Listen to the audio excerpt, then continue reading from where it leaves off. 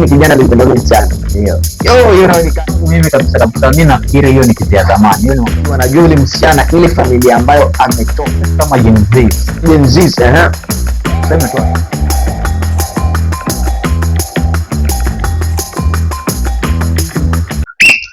Hello everybody. Yo, inakuwaje watu wangu? Kwa majina ninaitwa kama Masaha KE na niko na my co-host hapa ni Mbovu Mojo almaarufu MC Nduruma. Jamani, tumekuja tena kwa mara ya pili bwana kuwaletea vitu moto moto na vile vitu ambavyo vinaendelea kwenye jamii yetu. Bila shaka tunakuletea mada komavu ili tukaweze kuzichambua, tuone jinsi gani tunasaidiana katika kipindi chetu hiki.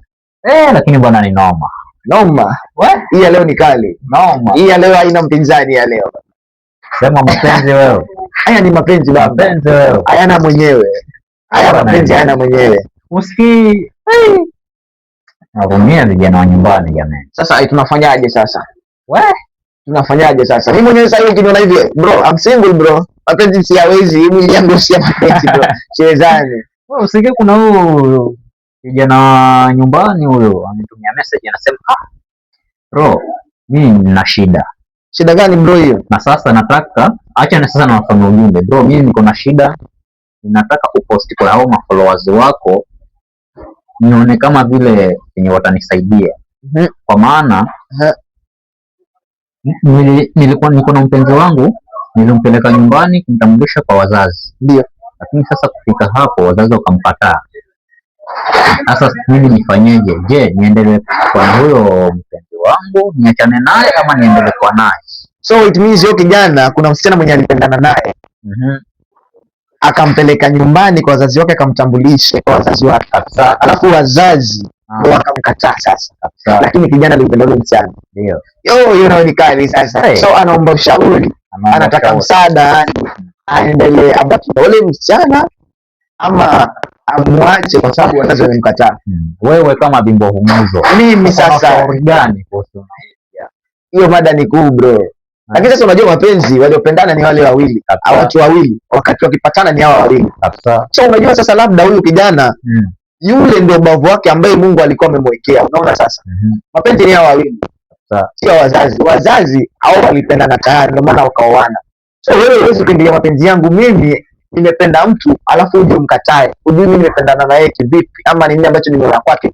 Labda kuna vigezo ambavyo mimi nilikuwa natafuta. Labda nilisema mchumba wangu naomba awe na hiki na hiki na hiki. Na nimekipata kwa yule. Wewe mzazi wangu yaani utanikata vipi? Hapo mimi naweza kuwashauri wazazi wangu. Nikae nao nizungumze nao. Niwashauri niwaambie mimi basi yule. Na kama hawataki ni muoe. Wakubali mimi nikuache na maisha yangu yote. Hiyo ni ngumu bro. Hiyo bro ni ngumu. Hiyo mimi kama ni mimi na mimi siwezi kumwacha. Lakini kwa upande wangu, maoni yako ni gani? Maoni yangu mimi kabisa mimi nafikiri hiyo ni kitu ya zamani. Hiyo ni mambo ya zamani na. Unajua zamani ni kweli wazazi walikuwa wanachagua wenyewe, maana walikuwa wanatafutia vijana na biza poa. Lakini sasa hivi kuna uhuru wa kuchagua na yule mwenye atakayempenda mimi ndio huyo. Aidha ni mzuri, si mzuri, itabidi mkubaliana na hiyo hali. Sababu gani? Najua hao kama hawamtaki sijui tabia ni nini. Hiyo si kitu wewe, sio sababu ya kwamba huyo kijana si moyo. Kama kijana shapenda bana, itabidi achukue bibi. Sasa sikiliza ndugu yangu, labda wazazi wanajua yule msichana ile familia ambayo ametoka. Unaona? So labda kuna sababu nyingi. Sababu moja wapo, mimi kama mimi naweza nikae na wazazi wangu niwaulize zile sababu ambazo kwamba wananikataza mimi kuoa yule msichana. So unaweza kuwa sababu moja wapo labda hapo zamani labda kati ya wale wazazi kuna mmoja alitembea na mtu fulani kwa familia. Unaona sasa? Alafu mimi kama mtoto nishajimbiza kwa ile familia. So inaweza kuwa hiyo ni sababu moja wapo ya hao wazazi wangu wananikataza mimi kumwoa. Unaona sasa? Sababu nyingine labda kuna kati hizo familia mbili walikuja wakakwaruzana, labda walikosana, hawaelewani. Unaona sasa? So hata wewe unapoamua kumwoa yule msichana utamuoa kwa sababu umeamua unamuoa, lakini wazazi watakuwa hawaongeleshani, wazazi wako na wazazi wa yule msichana wako hawaongeleshani. Mimi nishapenda bro. Hata kama unashapenda, upenda ni sawa, okay. Love is blind bro. kabisa. But some situations inafaa pia ukaweze kuona even is blind. Sasa hii love bro is blind tena. Unajua hiyo ni ya millennials, lakini sisi kama Gen Z tuseme tu atupangiwe kile chenye mimi nitakuwa nimependa. Nakuta mambo ya wazazi ulipenda na babangu, mama ulipenda na babangu, baki na mapenzi yenu na mimi nabaki na mapenzi yangu. Unakuta sasa shamuelewa. So nishamleta ili mkamlishe kwenu, simaanishi kwamba nitaishi na nyinyi kwa ataishi, yani tutaishi wote pale nyumbani. So it means that wazazi wako kishamkataa kwamba usimuoe, wewe utamuoa hivyo alafu ondoke pale nyumbani. Sasa huyo ndo ubavu wangu mwenyewe, nishapenda. Unataka hasa mimi nifanye nini? Na huyo ndo tushapanga mambo yetu ya maisha.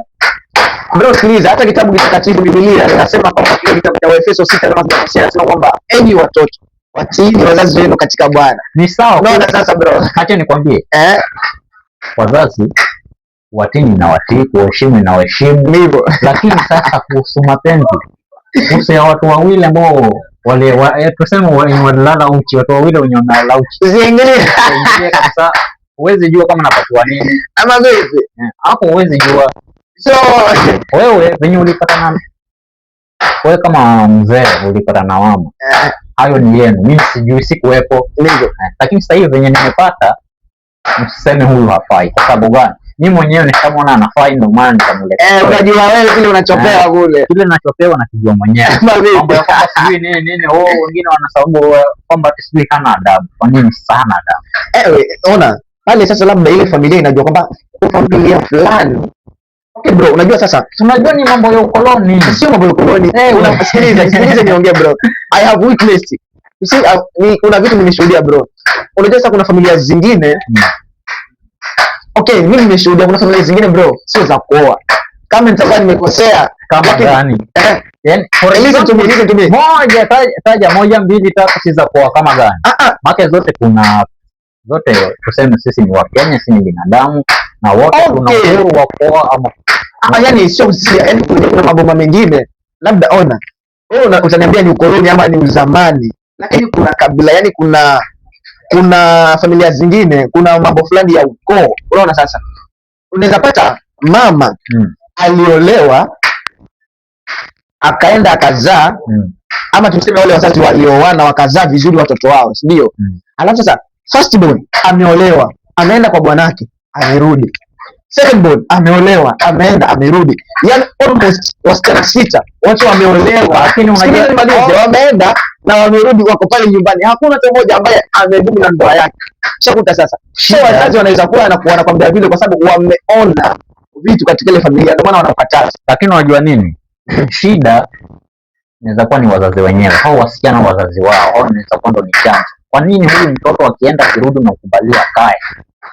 Hiyo ndo shida. Kutatui shida, unajua kama ni kwa nini, yaani unauliza tu kwa nini umeletwa, sijui nini kama mwanangu. Sasa hata wewe ambaye unaoa pale, still akirudi yale ambayo amepitia wale wenzake yote still ni yale hawatamuuliza. Unaona sasa. Lakini unajua tuseme okay, wengine kwa ni matabaka, ndio maana nakwambia sasa, not matabaka but ni madhabahu. I mean madhabahu, yani kuna ukoo, kuna vitu fulani vya ukoo. Lakini sasa hizo mambo za ukoo hii ni new generation bwana.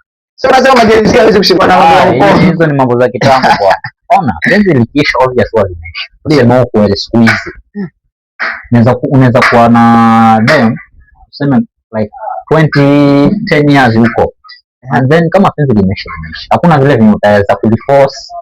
Nakuta nakuelewa. So hakuna vile hata mimi nimependa na najua wewe hapana, hapo sikubaliani kabisa. So wewe bro, wewe chukua bibi, achana na wazazi hao wanajua kama walipatana wapi, wakapendana, sio wakafanya nini na nini, au ni ya kwao. Lakini wewe kama wewe cheza kiwewe, chukua bibi, mpange maisha yenu, you have your life to live. Wazazi wao sasa wanamaliza. So sawa, hata kama okay bro, mimi acha mashabiki zetu pia watatoa maoni yao pale kwenye comment section tuone, alafu wewe mwenyewe pia utufuatilie zaidi uone ni ushauri gani ambao utachukua. Lakini mimi as a Christian, as a person who I know God, what can you do as a Christian? You see? Don't Enyi watoto, watiini wazazi wenu katika Bwana. Kutini bora kuliko dhabihu. No. Okay, don't beat around the bush. Go straight to the point. I listen to my parents bro. Wameishi miaka mingi. To me, nitawasikiliza. Hata bibi watakuchagulia wakoa. Na maana watakuletea bibi. Maana at the first wamemkataa. Unaweza tafuta upate mwingine waje wamkatae. Mwingine hivyo hivyo. So utakuwa yeye utakuwa iko na. Sasa bro, sasa kama ni mmoja wamemkataa mmoja naweza nikaelewa. Unaweza kwa pili ni watatu bro. Then I rather go away. No bro, kile chenye umechagua basi ndio hicho. Lakini hata sijui huyu sipendi, yuko ana tabia nzuri, sijui familia yote ni ya kushoto. Sijui familia yao inakaa vipi, si wanataka watu matajiri. No, unajua hao matajiri wenyewe walianza from the down. Yes, wanaanza from bottom. From bottom. Na hata kama wako top, hiyo ni bibi yao. So ninyi nanyi as couple mko na useme nini? Mko na uhuru yani wa kwanza from the bottom to the top. That's your life. Unajua kwenye hii stage yenye tuko ni kama ni kipimo tunapima. Hakuna mwenye alizaliwa maskini obvious. Hivyo Mungu anajua alipeleka kwa dunia kwa sababu fulani. So vile venye utakacheza, hii ni kama mtihani wenye tumepatiwa. Venye utakacheza basi ndio hivyo. Either ufanye mtihani wa maisha ufail ama succeed. Hivyo. That's all. So bro, you still have a chance. Okay bro, sikize wazazi ama uchukue bibi mwanze life. Hiyo basi ni fact kabisa. Yeah bro, that's your life. So you are the one to make the final decision. If you decide to take the wife, then take the wife. If you decide to listen to your parents, then do so. But bro, that's your life. Your decision matters a lot. Hiyo maisha yako bro. So ukiamua kaina bibi, take that wife. Wazazi wakikufukuza kwa nyumba, then wewe jipange. It's matter of buying a place, you go and live, you build a house there, you stay there with your wife. That's okay. Alafu unakuja tu kwa wazazi kwa sababu hiyo pia itakuwa ni sawa, but that's your life decision matters a lot. You are the one to make the final decision bro. Sawa, wewe kama mwanaume. Wewe kama mwanaume, the head of the family. Yeah. Kumbuka wazazi wako wako na familia yao. Wewe nao you have to build your own family, your own kingdom. Unajua, you are the king of your own family. Yeah. Hivyo. The king of your own territory bro. To me, I want to make my own decisions, but you are the final maker of that decision. Lakini by the way, unajua relationship za siku hizi hata sijui kama ziko vipi. Mbona tena? Watu wanaonyeshwa dust mbaya. Bro, dust ziko. Yaani unakuta watu hiyo relationship imenoga mitandaoni kila kitu, alafu after several months unakuta sasa wameachana, wanaanza kuposiana nini. Hizo I've seen such things, but zingine zinakuanga ni kick, but zingine zinakuwa real. The real ones, I mean, achana na zile za sijui kiki za celebrities hiyo achana na zile. The real ones. Yaani unapata kabisa hiyo unasema tu hawa watu ni wanandoa, yaani tunawaombea kabisa. Lakini unakuta acha na hizi watu sijui watu wamepata na relationship, acha na hii come to stay. Kama stay, watu kabisa wameona kwa ndoa. Yaani sijui kama wanaona vipi. Yaani una waste the all money zenye umechangiwa na kanisa ama watu wamekuja wamemchangia, umeondosha ile harusi, umekabidhiwa bibi vizuri, ndio sasa mnakuja bwana. Bro, sikiliza sasa, ina heart mazee, kwa kina ndoa kuna mambo mengi bro. So before you get into marrying somebody bro, mchunguze sana. Unajua bro, watu wengi siku hizi wanakurupuka tayari kuingia kwenye ndoa bila labda kuangalia ama kuweka misingi mizuri pale chini. So unajua usipoweka misingi mizuri, misingi gani wewe hujajua kwa tena ndoa kuna shida gani? Hujapata mshauri mwenye utamuuliza yote. Msingi kama huo sasa kupata mshauri. Acha nikwambie, mwenye mshauri yote mwenye utamuuliza anasema, utayaona." Sasa mwenye atakwambia hivyo wewe utajua ni nini? Ni gani utayaona. So ona bro, before you get into marrying somebody, lazima wewe utafute mshauri. Unajua hata kama ukiwa wachumba, unajua kipindi cha wachumba ni kipindi ambacho kwamba mnachunguzana. You and your partner. Kama huyu ni mtu ambaye naweza nikaishi naye na nikadumu naye, unaona sasa. So that period unafaa pia muwe na washauri ambao watakuwa na washauri. Unaona sasa. Mkiingia kwenye ndoa bro, ndoa nyingi zinavunjika na nini? Lakini unaambiwa sasa the best advisors ambao sasa huwa ni parents. Kama wazazi wenu bado wako pamoja, au are the best advisors. your what do we call your ndoa, marriage. Yeah. Hiyo kitu hiyo. Yeah. So kama kwa mfano nyote mnalewa na single mother, hakuna vile ndoa yenu itaenda vizuri. It can grow. Inaweza kwenda tena vizuri. How? Inaweza kwenda tena vizuri bro. How? You see? Huyo tuseme kama ni single mother ama single father, yeye alibreak up na huyo mko wake. So atakushauri vipi wewe? It's not a must that mshauri wako kwa mzazi wako bro. Your pastor can be your advisor. So lazima you trust a pastor. Bro, mchungaji wako anaweza kuwa mshauri wako. Hakuna mimi. Sio hiyo mimi nasikubaliana. Mshauri wako sio lazima kwa mzazi wako. You see? Sikiliza, sawa, kama sio pastor wako, sio mzazi wako. Bro, kuna washauri wengi. Kuna washauri wengi bro. Sio lazima mshauri wa ndoa akwe mzazi wako. Mazepa kana ndoa sijui kuna nini. Hata mimi tayari am feared bwana. Ndio maana utazeka bro. Sasa ayarada nizeeke kuliko bro. Mimi nitayavulia nguo nikayaoge bro. Serious? Bro, mpaka nikayaone. Unaandia advice vipi? Mimi bro. Sitaki kusikia sisi kwa kina ndoa kuna nini, nataka nikaone mwenyewe bro. Nataka kayaone. I love to marry. Very soon. Iko tafu bro. Hata kama uko tafu. Nikatakuja tutakarudisha hivyo bro. This life ni mpira unajua unacheza. Life is too short bro, marry. You will die with no kid. Utakufa bila mtoto bro. Hiyo ya kufa hiyo ni ya Mungu. Hata kama ni ya Mungu bro, wengine wanajipangia mwenyewe. So, if you rather you marry or you die without a photocopy. Maybe photocopy can make it out marriage. Napiga ma 1 huko nje. 1 bro, that's not life bro. Unaona sasa? By the way, wengi wana fail kwa sababu gani bro? Unajua sasa, unajua kuna ile in this life ngoja unajua kwenye maisha unaweza kuwa una struggle. Ngoja nikote maneno fulani ya pastor fulani, sijui ni Mgogo, sijui somebody ni Mgogo, that pastor. Kuna video fulani nilipatana nayo yake akasema kwamba mwanaume anaweza kuwa anang'ang'ana, unaona? Ni kijana lakini anang'ang'ana. Kila kitu kile anafanya ana fail. Kila kitu kile anafanya ana fail. Baada moment anakuja kuingia kwenye ndoa, anaona sasa kila kitu chenye anafanya bro inafaulu. So you see, other men cannot succeed while they are alone until they are united to someone else. Unaona? So your success maybe iko na your partner. So the more unakaa single, the more sasa unazidi kurudi chini. Unaona sasa? I'm finished. I'm finished. Bro, mafanikio mengine yako na partner wako bro. So inamaanisha huwa siomoki so until nipate partner ndo niomoki. I'm not just a partner, the correct partner. Na venye na work hard.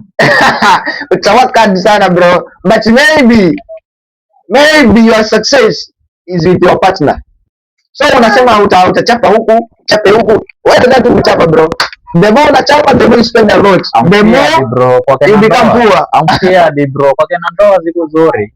Bro, mpaka nikakuone, sitaki kusikia bro. I don't want to yaona kwa watu, sitaki kuyaona, nataka nikajionee mwenyewe sasa. Yale yangu. Hii ni mwache. Ukinyesha tutatota nayo bro. Hii ni mwache. Ona bro, haya maisha ya ndoa. Ndio yako hadi, lakini sasa what will we do? Na tuliambiwaje? Enendeni ulimwenguni kote.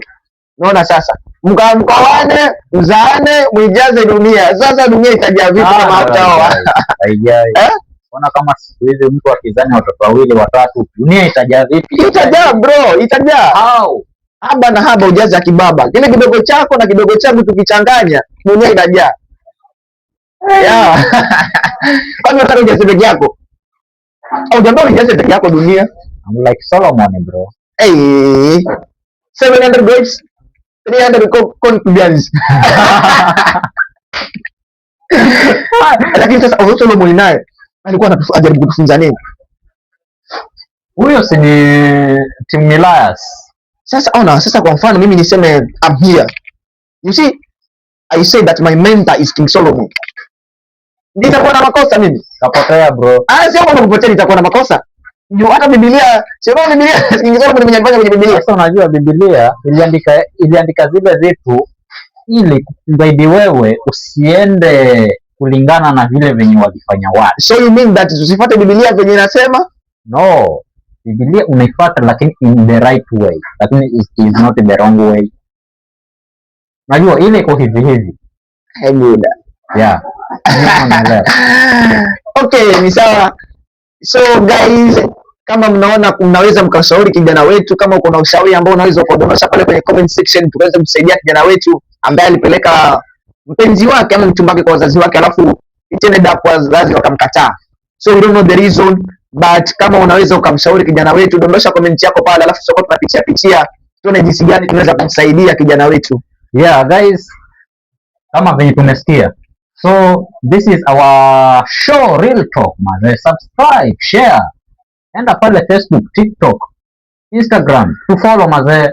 Yeah, ati Mwasaa pale kila mahali, then kuna Bimbovu Muzo. Yeah, Bimbovu Muzo kila mahali pale, Facebook, TikTok, Instagram, YouTube, Bimbovu Muzo. Kisha usisahau almaarufu MC Mduruma. If you have your event unataka kuweka kumbukumbu, just call me. Yeah, na tunaweka kumbukumbu kabisa. And we are out. Until next time guys. Bye.